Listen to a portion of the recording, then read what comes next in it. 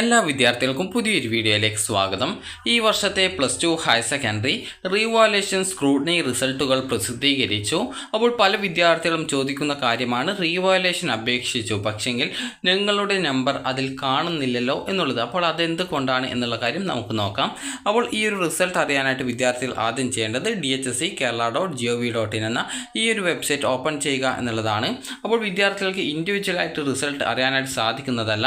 നിങ്ങൾ ഉദാഹരണം പറയുകയാണെങ്കിൽ, നിങ്ങൾ റിസൾട്ട് ചെക്ക് ചെയ്തിട്ടുണ്ടായിരുന്ന കേരള results.nic.in എന്ന വെബ്സൈറ്റ് ഓപ്പൺ ചെയ്ത് കഴിഞ്ഞാൽ നിങ്ങൾക്ക് ആ ഒരു രീതിയിൽ റീവാലുവേഷൻ റിസൾട്ട് എന്ന് പറഞ്ഞുകൊണ്ട് സെപ്പറേറ്റ് ലിങ്കുകളൊന്നും കാണാൻ സാധിക്കുന്നതല്ല. അപ്പോൾ നിങ്ങൾക്ക് അതുകൊണ്ട് തന്നെ നേരത്തെ വന്നിട്ടുള്ള ഈ ഒരു വെബ്സൈറ്റിലേക്ക് തന്നെ നിങ്ങൾ പ്രവേശിക്കുക, അതായത് dhsc.kerala.gov.in എന്ന ഈ ഒരു വെബ്സൈറ്റിലേക്ക്. അപ്പോൾ അതിനുശേഷം നിങ്ങൾക്ക് ഇവിടെ നിങ്ങളുടെ റിസൾട്ട് എന്തുകൊണ്ടാണ് കാണാത്തത് എന്നുള്ളത് പല വിദ്യാർത്ഥികളും ചോദിക്കുന്ന പ്രധാനപ്പെട്ട ഒരു സംശയമാണ്. അപ്പോൾ റീവാലുവേഷനിൽ നിങ്ങൾക്ക് വല്ല മാർക്ക് ചേഞ്ച് വന്നിട്ടുണ്ടെങ്കിൽ മാത്രമാണ് റീവാലുവേഷൻ്റെ ആ ഒരു ലിസ്റ്റിൽ നിങ്ങളുടെ പേര് അല്ലെങ്കിൽ രജിസ്റ്റർ നമ്പർ ഉണ്ടായിരിക്കുക. അപ്പോൾ നിങ്ങൾക്ക് റീവാലുവേഷനിൽ ചേഞ്ച് ഒന്നും വന്നിട്ടില്ല, അതായത് മാർക്കൊന്നും ചേഞ്ച് ഒന്നും വന്നിട്ടില്ല എങ്കിൽ പ്രത്യേകിച്ച് അതിൽ നിങ്ങളുടെ മാർക്ക് കാണിക്കുന്നതായിരിക്കില്ല. അപ്പോൾ നിങ്ങൾ ചെയ്യേണ്ട പ്രധാനപ്പെട്ട കാര്യം, ഈ ഒരു റിസൾട്ട് ചെക്ക് ചെയ്യുന്നതിനായിട്ട് ആദ്യം ചെയ്യേണ്ടത്, നിങ്ങൾ ഇവിടെ HSC സെക്കൻഡ് ഇയർ മാർച്ച് 2024 എന്ന് പറഞ്ഞുകൊണ്ട് ഇവിടെ മൂന്നാമതായിട്ട് ഒരു ലിങ്ക് കാണാം. ആ ഒരു ലിങ്കിൽ നിങ്ങൾ ക്ലിക്ക് ചെയ്യുക. ക്ലിക്ക് ചെയ്യുന്ന സമയത്ത് ഒരു ലിങ്ക്, ആ ഒരു PDF നിങ്ങളുടെ ഫോണിലേക്ക് ഡൗൺലോഡ് ആയിട്ട് വരുന്നതാണ്. അപ്പോൾ അത് ഓപ്പൺ ആക്കിയ ശേഷം നിങ്ങൾക്ക് കാണാൻ സാധിക്കുന്നതാണ്. അപ്പോൾ ഇവിടെ നിങ്ങൾക്ക് ഈ ഒരു റീവാലുവേഷന് മുൻപുള്ളതിനേക്കാൾ എത്ര മാർക്കുണ്ട്, അതിന് റീവാലുവേഷന് ശേഷം എത്രയാണ്, അത് റീവാലുവേഷൻ മുൻപ് എത്രയാണ്, റീവാലുവേഷന് ശേഷം എത്രയാണ് എന്നിങ്ങനെ കറക്റ്റായിട്ട് ഇവിടെ നൽകിയിട്ടുണ്ട്. അത് മാർക്ക് ബിഫോർ റീവാലുവേഷന് മുമ്പുള്ള മാർക്ക് ആഫ്റ്റർ റീവാലുവേഷന് ശേഷമുള്ള മാർക്ക് എത്രയാണ്, അതിനു മുമ്പുള്ള ഗ്രേസ് മാർക്ക് എത്രയാണ് എന്നിങ്ങനെയുള്ള കാര്യങ്ങളൊക്കെ കറക്റ്റായിട്ട് ഇവിടെ രേഖപ്പെടുത്തിയിട്ടുണ്ട്. അപ്പോൾ നിങ്ങൾക്ക് ഒരു ഉദാഹരണം പറയുകയാണെങ്കിൽ, റീവാലുവേഷന് ശേഷം നിങ്ങൾക്ക് റീഫണ്ട് കിട്ടണമെന്നുണ്ടെങ്കിൽ, അതായത് റീവാലുവേഷനിൽ നിങ്ങൾക്ക് 60 മാർക്കിൻ്റെ വിഷയമാണെങ്കിൽ റീവാലുവേഷന് ശേഷം അതിൽ 6 മാർക്കോ അല്ലെങ്കിൽ റീവാലുവേഷന് മുൻപുള്ളതിനേക്കാൾ 6 മാർക്കോ അതിൽ കൂടുതലോ കൂടിയിട്ടുണ്ടായിരിക്കണം. അതുപോലെ ഇവിടെ നിങ്ങൾക്ക് സ്ക്രീനിൽ കാണാം, ഈ ഒരു വിദ്യാർത്ഥിയുടെ മാർക്ക് നോക്കുന്ന സമയത്ത് ആദ്യം 24 മാർക്കായിരുന്നു. റീവാലുവേഷന് ശേഷം 30 മാർക്ക് കൂടിയിട്ട് 54 മാർക്ക് ആ ഒരു വിദ്യാർത്ഥിക്ക് കിട്ടിയതായിട്ട് കാണാൻ സാധിക്കും. അപ്പോൾ വിദ്യാർത്ഥികൾ ശ്രദ്ധിക്കേണ്ട പ്രധാനപ്പെട്ട കാര്യം, ഇപ്പോൾ ഈ ഒരു വിദ്യാർത്ഥിക്ക് ഏകദേശം 10% മാർക്കിൽ കൂടുതൽ വർദ്ധിച്ചിട്ടുണ്ട്.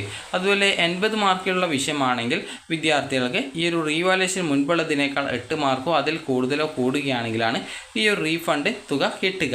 അപ്പോൾ നിങ്ങൾക്കിവിടെ ഈ ഒരു വിദ്യാർത്ഥിക്ക് അറബിക്കിൽ 80 മാർക്കാണുള്ളത്, അതിൽ 36 മാർക്ക് കിട്ടിയിട്ടുണ്ട്. ആദ്യം റീവാലുവേഷന് മുൻപ്, റീവാലുവേഷന് ശേഷം 76 മാർക്കാണ് കിട്ടിയിട്ടുള്ളത്, അതായത് ഏകദേശം 40 മാർക്ക് കൂടിയിട്ടുണ്ട്.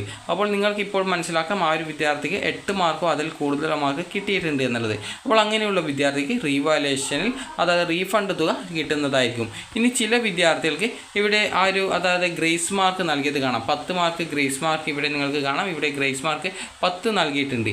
അപ്പോൾ ഈ ഒരു വിദ്യാർത്ഥിക്ക് റീവാലുവേഷൻ ശേഷം 14 മാർക്ക് 41 കൂടിയിട്ടുണ്ട്. അപ്പോൾ അതിനുശേഷം ഇത് 90 എബോവ്, അതായത് 90-ന് മുകളിൽ അല്ലാത്തത് കൊണ്ടാണ് ആ ഒരു ഗ്രേസ് മാർക്ക് വീണ്ടും അവിടെ വന്നിട്ടുള്ളത്. അപ്പോൾ നമുക്ക് മറ്റൊരു വിദ്യാർത്ഥിയുടെ ആ ഒരു കാര്യം നോക്കാം. അപ്പോൾ ആ ഒരു വിദ്യാർത്ഥിയുടെ മാർക്ക് നോക്കുന്ന സമയത്ത് ഇതേ രീതിയിൽ തന്നെ, അതായത് ഈ ഒരു ഗ്രേസ് മാർക്ക് ആദ്യം ഉണ്ടായിരുന്നെങ്കിലും പിന്നീട് ഗ്രേസ് മാർക്ക് ഒഴിവാക്കിയതായിട്ടും ഇതിൽ ഉണ്ട്. അപ്പോൾ ആ ഒരു ലിസ്റ്റ് നമുക്ക് ജസ്റ്റ് ഒന്ന് നോക്കിയേക്കാം. അപ്പോൾ അത് നോക്കുന്ന സമയത്ത് നിങ്ങൾക്ക് മനസ്സിലാക്കാൻ സാധിക്കും, അതായത് ഇപ്പോൾ റീവാലുവേഷന് മുൻപ് ആ ഒരു വിദ്യാർത്ഥിക്ക് ആ ഒരു ഗ്രേസ് മാർക്ക് ഉണ്ടായിരുന്നു, പക്ഷേങ്കിൽ റീവാലുവേഷന് ശേഷം ഗ്രേസ് മാർക്ക് ഇല്ല. അപ്പോൾ അതിന് കാരണം എന്ന് പറയുന്നത് ചില വിദ്യാർത്ഥികൾക്ക്, അതായത് ഇപ്പോൾ ഒരു ഉദാഹരണം പറയുന്നതാണെങ്കിൽ ഈ ഒരു വിദ്യാർത്ഥിയുടെ നോക്കാം. ഈ ഒരു വിദ്യാർത്ഥിക്ക് മലയാളത്തിൽ 80-ൽ 60 മാർക്കാണ് റീവാലുവേഷന് മുമ്പ്, 1 മാർക്ക് ഗ്രേസ് മാർക്ക് ഉണ്ടായിരുന്നു. അപ്പോൾ റീവാലുവേഷന് ശേഷം അത് 80 മാർക്കായി, അതായത് 80-ൽ 80 മാർക്ക് ആ ഒരു വിദ്യാർത്ഥിക്ക് ഫുൾ മാർക്ക് ലഭിച്ചിട്ടുണ്ട് എന്നുള്ളത് മനസ്സിലാക്കാം. അപ്പോൾ അതിൽ നിന്നും ആ ഒരു ഗ്രേസ് മാർക്ക് ഒഴിവാക്കിയിട്ടുണ്ട്. അതായത് ഒരു വിദ്യാർത്ഥിക്ക് 90% മാർക്ക് അതിൽ കൂടുതലോ കിട്ടുകയാണെങ്കിൽ ആ ഒരു വിദ്യാർത്ഥിക്ക് ലഭിച്ച ഗ്രേസ് മാർക്ക് ഒഴിവാക്കപ്പെടും. അപ്പോൾ അടുത്തതായിട്ട് നിങ്ങൾക്ക് ഇവിടെ HSC second year revaluation result with 10% എന്നുള്ളതാണ്. അപ്പോൾ ഇത് ഓപ്പൺ ചെയ്യുന്ന സമയത്ത് നിങ്ങൾക്ക് ഈ ഒരു PDF-ൽ നൽകിയിട്ടുള്ളത് ആർക്കൊക്കെയാണ് റീഫണ്ടിന് അർഹതയുള്ളത് എന്നുള്ളതാണ്. അപ്പോൾ നിങ്ങൾക്ക് റീഫണ്ടിന് അർഹതയുണ്ടോ എന്നുള്ള കാര്യം നിങ്ങൾക്ക് ഇതിൽ ചെക്ക് ചെയ്ത് നോക്കാവുന്നതാണ്. അപ്പോൾ ഇതിൽ നിങ്ങളുടെ പേരുണ്ടെങ്കിൽ നിങ്ങൾക്ക് സ്കൂളിൽ നിന്നും ജൂൺ 30-ാം തീയതിക്കുള്ളിൽ നിങ്ങൾക്ക് ആ ഒരു പൈസ റീഫണ്ടായിട്ട് തിരിച്ച് കിട്ടുന്നതായിരിക്കും. ഇനി വിദ്യാർത്ഥികളിൽ റീവാലുവേഷൻ അപേക്ഷിച്ച് നിങ്ങളുടെ മാർക്കോ അല്ലെങ്കിൽ പേര് ഡീറ്റെയിൽസോ ഇല്ലാത്ത വിദ്യാർത്ഥികളുണ്ടാകും. അങ്ങനെയുള്ള വിദ്യാർത്ഥികൾ ഇവിടെ ആദ്യത്തെ ഒരു ലിങ്ക് കാണാം. ആ ഒരു ലിങ്കിൽ നിങ്ങൾ ക്ലിക്ക് ചെയ്യുക. ക്ലിക്ക് ചെയ്യുന്ന സമയത്ത് നിങ്ങൾക്ക് ആ ഒരു PDF ഓപ്പൺ ആയിട്ട് വരുന്നതാണ്. അപ്പോൾ ആ ഒരു PDFിൽ പറഞ്ഞിട്ടുള്ളത്, അതായത് റീവാലുവേഷന് അപേക്ഷ വിദ്യാർത്ഥികളിൽ 10% അതിൽ കൂടുതലോ മാർക്ക് കിട്ടിയിട്ടുള്ള വിദ്യാർത്ഥികൾ ഉണ്ടെങ്കിൽ അവർക്ക് നിങ്ങൾ നൽകിയിട്ടുള്ള പൈസ റീഫണ്ടായിട്ട് സ്കൂളിൽ നിന്നും ജൂൺ 30-ാം തീയതിക്കകം നിങ്ങൾക്ക് തരുന്നതാണ് എന്നുള്ളതാണ്. അപ്പോൾ വിദ്യാർത്ഥികൾ ജൂൺ 30-ാം തീയതിക്കുള്ളിൽ നിങ്ങൾ ആ ഒരു ഫീസ്, അതായത് റീഫണ്ടായിട്ട് നിങ്ങൾക്ക് അർഹതയുണ്ടെങ്കിൽ ആ ഒരു പൈസ റീഫണ്ടായിട്ട് സ്കൂളിൽ നിന്നും പ്രിൻസിപ്പൽ നിങ്ങൾക്ക് തരുന്നതാണ്. അപ്പോൾ വിദ്യാർത്ഥികൾക്ക് ഇവിടെ സ്ക്രൂട്ടിനി റിസൾട്ട് എന്ന് പറഞ്ഞുകൊണ്ട് കാണാൻ പറ്റും. അതുപോലെ തന്നെ റീവാലുവേഷൻ അപേക്ഷ വിദ്യാർത്ഥികളുടെ റിസൾട്ടും ഇതിൽ തന്നെ നൽകിയിട്ടുണ്ട്. അതായത് നിങ്ങൾക്ക് റീവാലുവേഷൻ സ്ക്രൂട്ടിനിക്ക് ഇവിടെ നിങ്ങൾ സ്ക്രൂട്ടിനി അപ്ലൈ ചെയ്തപ്പോൾ അതിൽ മാർക്ക് ചേഞ്ച് വന്നിട്ടുണ്ടെങ്കിൽ ചേഞ്ച് എന്നും ഇല്ലെങ്കിൽ നോ ചേഞ്ച് എന്നുമാണ് കാണാൻ സാധിക്കുക.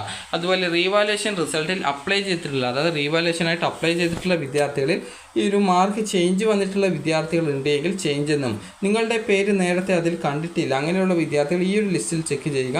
അപ്പോൾ ഇതിൽ നിങ്ങളുടെ പേരിൻ്റെ ആ ഒരു സബ്ജക്റ്റിൻ്റെ, അതായത് രജിസ്റ്റർ നമ്പറിൻ്റെ സ്ഥാനത്ത് അതിൻ്റെ റിസൾട്ട് നോക്കുന്ന സമയത്ത് നോ ചേഞ്ച് എന്നാണ് കാണുന്നതെങ്കിൽ നിങ്ങൾക്ക് ആ ഒരു മാർക്ക് കൂടിയിട്ടില്ല എന്നുള്ളത് മനസ്സിലാക്കാം.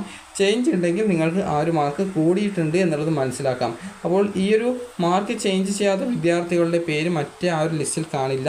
നിങ്ങൾക്ക് അതിൽ കാണുന്നത് ആകെ ചേഞ്ച് വന്നിട്ടുള്ള വിദ്യാർത്ഥിയുടെയും അതുപോലെ തന്നെ ഈ ഒരു 10% മാർക്ക് ഉള്ള വിദ്യാർത്ഥികളുടെ ആ ഒരു ലിസ്റ്റിൽ അവരുടെ മാത്രമേ കാണാൻ പറ്റുള്ളൂ. അത് ചേഞ്ച് വന്നിട്ടുള്ളവരുടെ മാത്രം ലിസ്റ്റാണ് അതിൽ കാണുക. ചേഞ്ച് വരാത്ത വിദ്യാർത്ഥികളുടെ ലിസ്റ്റ് ഇതിലാണ് ഉണ്ടാവുക. ടോട്ടൽ 581 പേജ് ഉള്ളത് കൊണ്ട് തന്നെ നിങ്ങൾ ചെയ്യേണ്ടത്, നിങ്ങളുടെ ആ ഒരു PDF വ്യൂവറിലുള്ള, അതായത് സെർച്ച് ഐക്കൺ കാണാൻ പറ്റും. ഇതിൽ നിങ്ങൾ നിങ്ങളുടെ നമ്പർ ഏതാണ് എന്നുള്ളത് കറക്റ്റായിട്ട് നിങ്ങൾ ടൈപ്പ് ചെയ്ത് നൽകുക. ഞാനിപ്പോൾ ജസ്റ്റ് ഒരു നമ്പർ നൽകുന്നു. അതായത്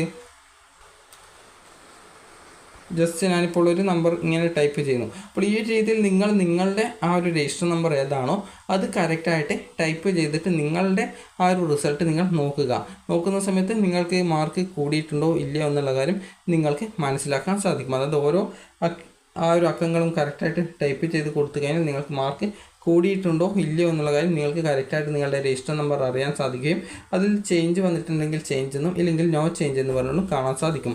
അപ്പോൾ വിദ്യാർത്ഥികൾക്ക് ഈ ഒരു വീഡിയോ ഉപകാരപ്രദമായിട്ടുണ്ടെങ്കിൽ ലൈക്ക് ചെയ്യുക, ഷെയർ ചെയ്യുക. Thank you for watching.